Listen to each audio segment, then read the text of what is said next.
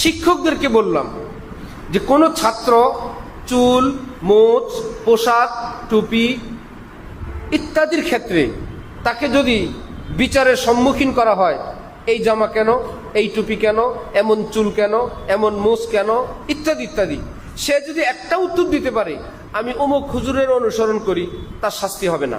আমি আমাদের এই মাদ্রাসার অমুক হুজুরের অনুসরণ করি।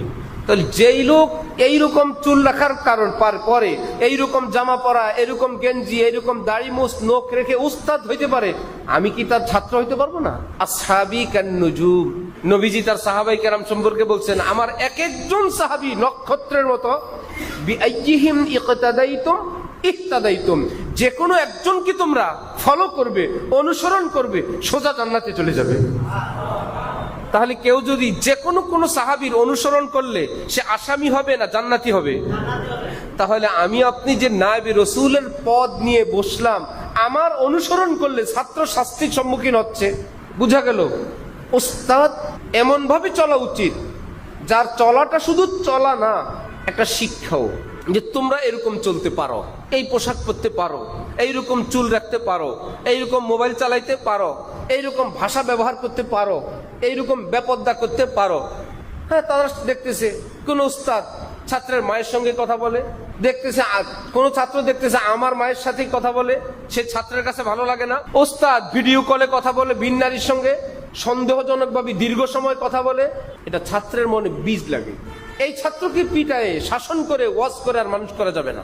আর যদি ছাত্র দেখতো ওফো ওস্তাদ যে লাইট নিভে দেয়া চুপি চুপি চোখের ভিতরে মুনাজাতের মধ্যে, এবার নিজেই এই কথা বলবো না, কেউ হুজুরের ডিস্টার্ব হয়, ওস্তাদ জি মুনাজাতে আছেন।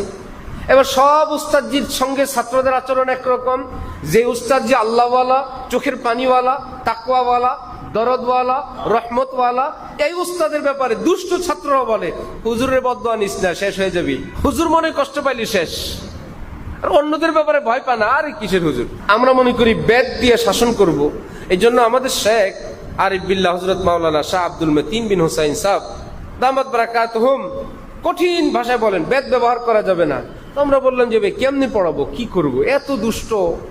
পর আস্তে আস্তে আস্তে আস্তে দীর্ঘদিন রিচার্জের পর বের হলো, এমন জীবন গড়ো, এমন চরিত্র অর্জন করো যে ভাই তালেবে ইলমরা তোমার অল্প একটু সন্তুষ্টিকে হাজার শাস্তির চেয়ে বেশি ভয় পায়। আর যদি এটা দিতে না পারো, বেদ কতক্ষণ? বেদ দিয়ে তুমি উজু করাইতে পারবা? আমরা কি বেদ দিয়ে উজু নিশ্চিত করতে পারবো? তো কি হইল? আমরা তো বেদ দিয়ে উজু নিশ্চিত করতে পারবো না। এটা তো তার ভিতরে যদি তার উজুর গুরুত্ব বুঝে না আসে, বেদ দিয়ে পুলিশ দিয়ে তো উজু করানো যাবে না, বেদ দিয়ে তো তার ভিতরে তাকওয়া দেওয়া যাবে না, যেটা দেওয়া দরকার। আল্লাহ পাক আমাদেরকে সেই শানে রহমতওয়ালা, সেই মুআল্লিমি দ্বীনের বৈশিষ্ট্য অর্জন করার তৌফিক দান করেন।